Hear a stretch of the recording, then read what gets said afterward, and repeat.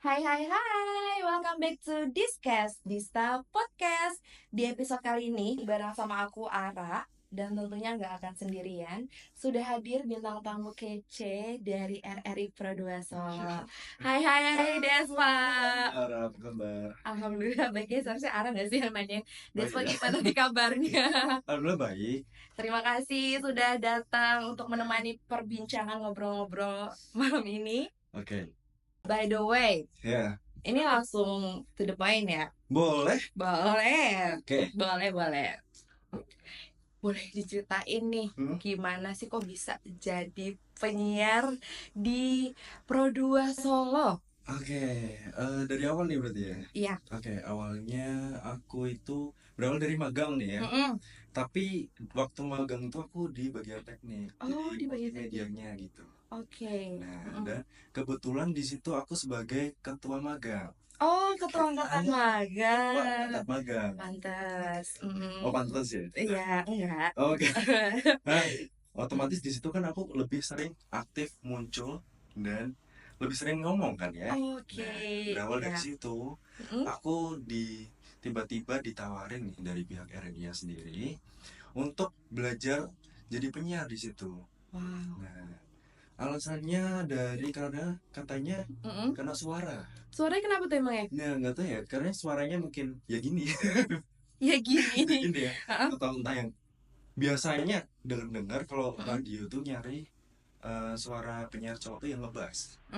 Itu Hmm. gimana, bener gak? Yang sleep callable gitu kali ya, Sleep collable. buat ditaruh di siaran malam. Taruh ya. Boleh. Soalnya kan kalau misalnya malam nggak mungkin ditaruh penyiar yang suaranya cheerful, Iya benar. yang ada nggak jadi Suara kan, tidur, iya, ya kan? suara kan powerful gitu ya. Yes, Iya. betul. Terus boleh lanjut? Oke, dari situ ditawarin karena Mm-mm. katanya gini, suara kamu bagus nih untuk jadi penyiar. Oke. Gimana, mau enggak gitu. Mm-mm. Nah, dari situ aku nggak langsung ngasih keputusan sih, Ah, ah. tapi aku lebih ke mikir-mikir dulu. Oke. Itu agak lama sih mikir-mikirnya karena Oh ya. aku lihat ya aku di sini nggak punya basic penyiar gitu kan. Mm. Cuma kan alasannya karena suara aja tadi. Mm-mm. Nah, tapi di sisi lain aku melihat peluang kesempatan di situ gitu loh. Ah, bisa nih aku belajar nih. Kan tadi ditawarnya belajar dulu. Kayaknya masuk lah gitu kan. Belajar di situ. Terus yaudah akhirnya kita di mentoring segala macam, akhirnya ya udah akhirnya sekarang bisa ikut siaran. Oke, berarti jalur ordel ya. Iya, balik lagi Hmm. ke relasi. Benar, betul. Benar? Apalagi kalau misalkan ada kesempatan besar yang kita tahu nih Oke. untuk ke depannya. Iya. By the way, kan Deswa jurusan apa sebelumnya deh? Aku jurusan pendidikan TK. Pendidikan TK. Nah, kenapa yakin mantep banget kalau misalkan oke, ini kesempatan yang baik buat gue dan gue bisa belajar di sini gitu tuh. Gini, RN ini bisa aku bilang jadiin wadah buat apa? Buat aku berkembang di sini, Hmm. belajar di sini, mengulik tentang siaran tuh gimana sih. Mm-mm. Dan aku mengasah juga public speakingku ya, Mm-mm.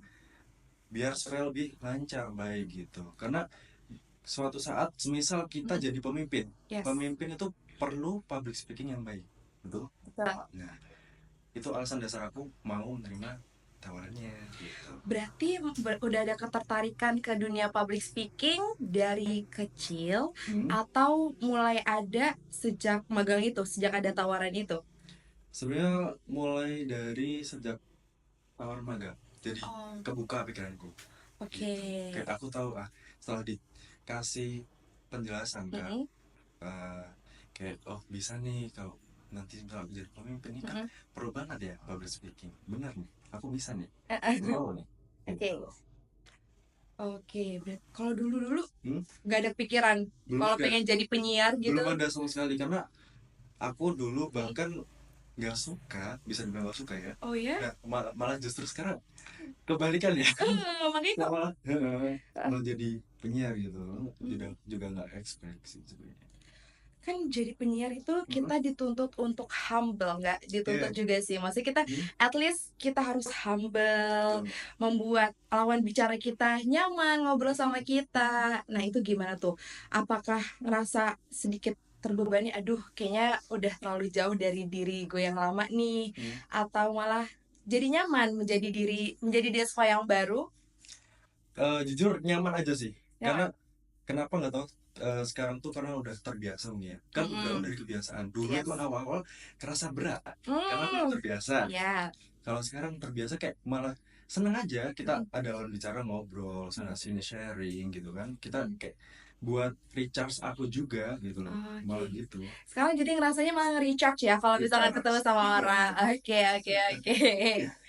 By the way, kalau misalkan Desva yang dulu itu emang kayak gimana sih orangnya?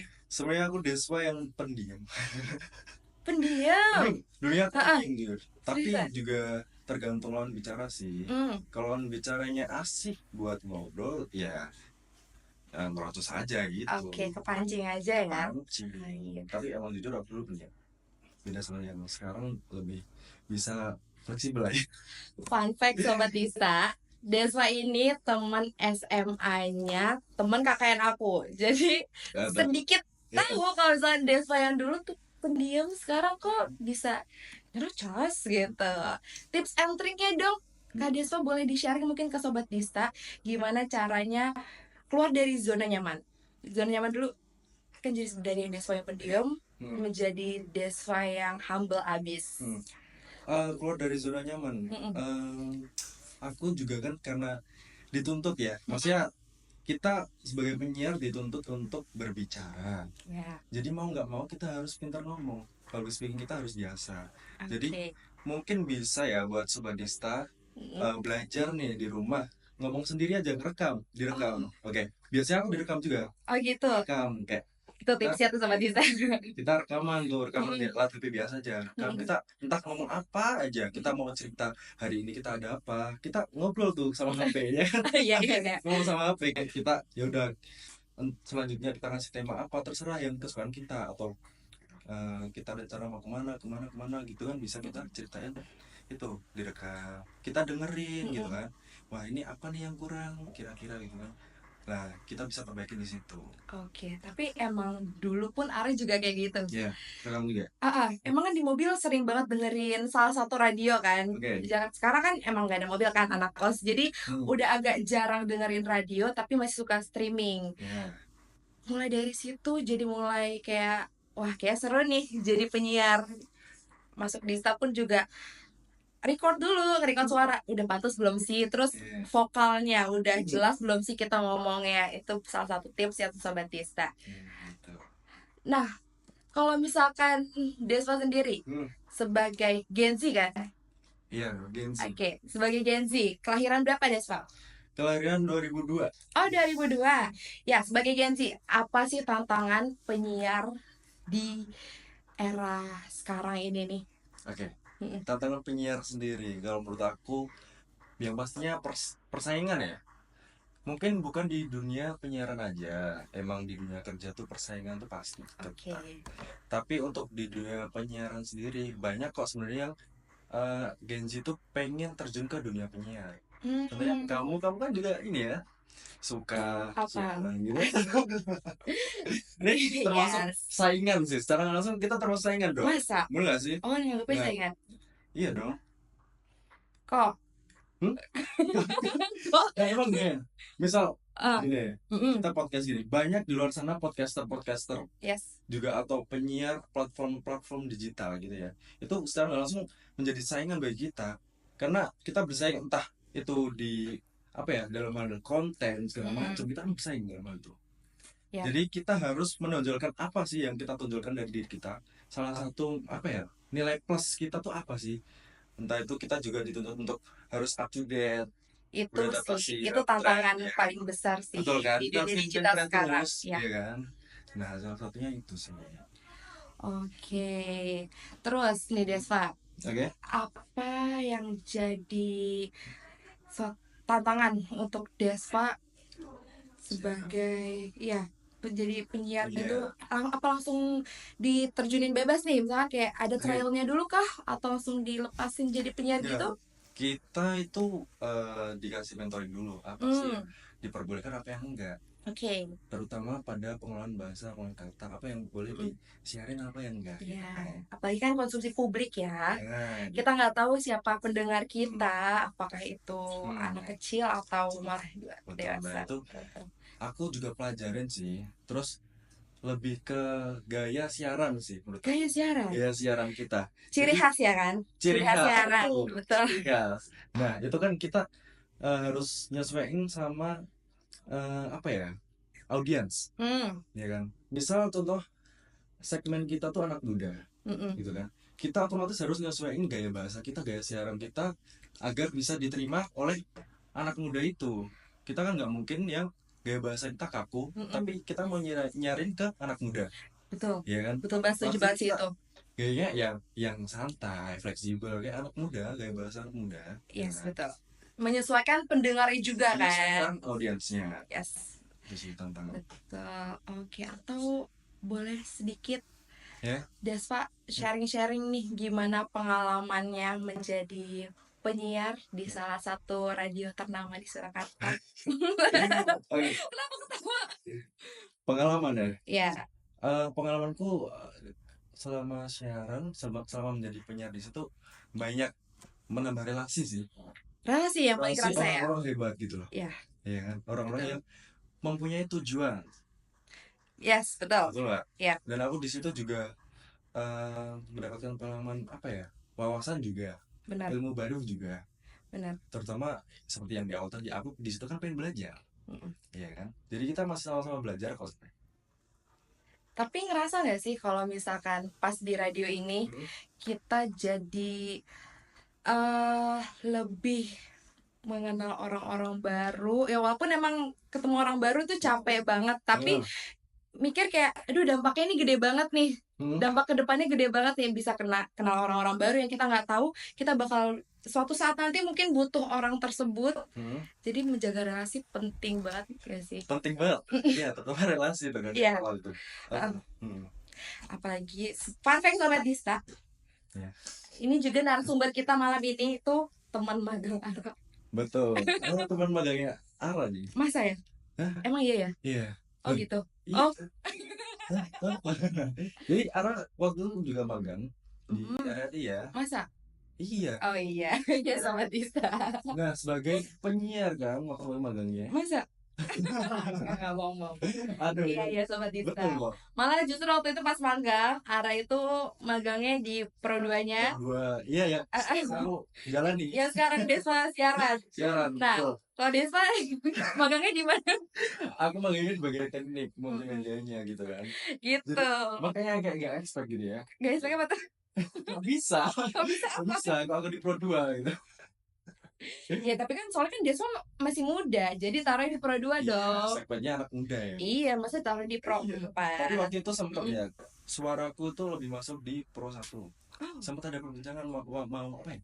Ditarik ke Pro 1, tapi tetap dipertahankan di Pro 2. Karena backingannya kuat Sobat Dista, jadi masuknya ke Pro 2.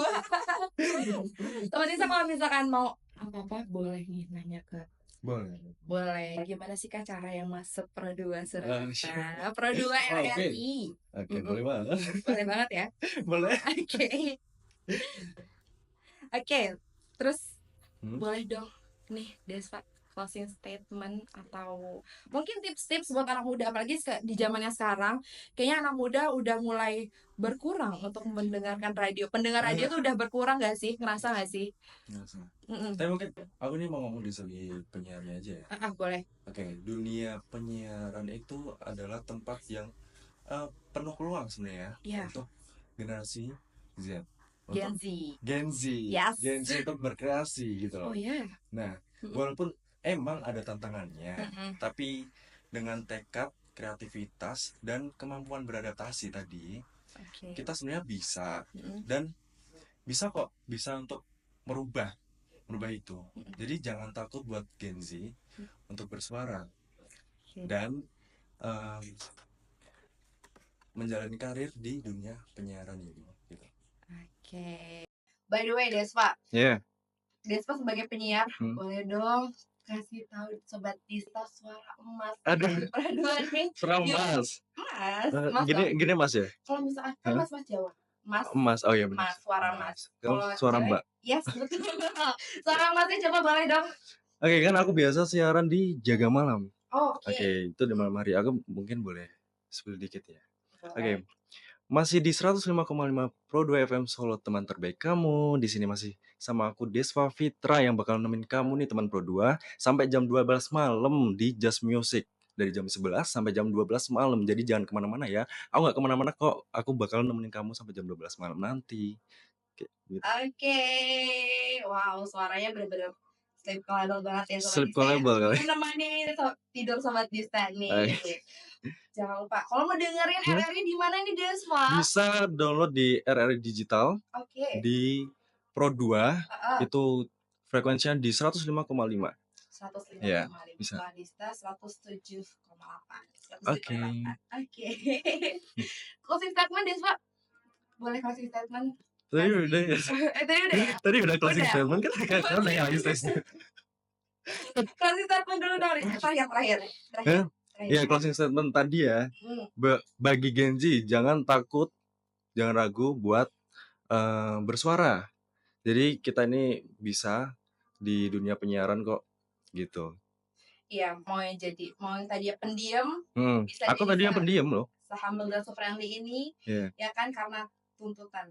Awal dari tuntutan, lama-lama jadi kebiasa juga. Iya, sekarang jadi kebiasa gitu. Alright, time is up nih Sobat Dista. Waktunya Ara pamit undur diri dan juga Desva Fitra pamit undur diri.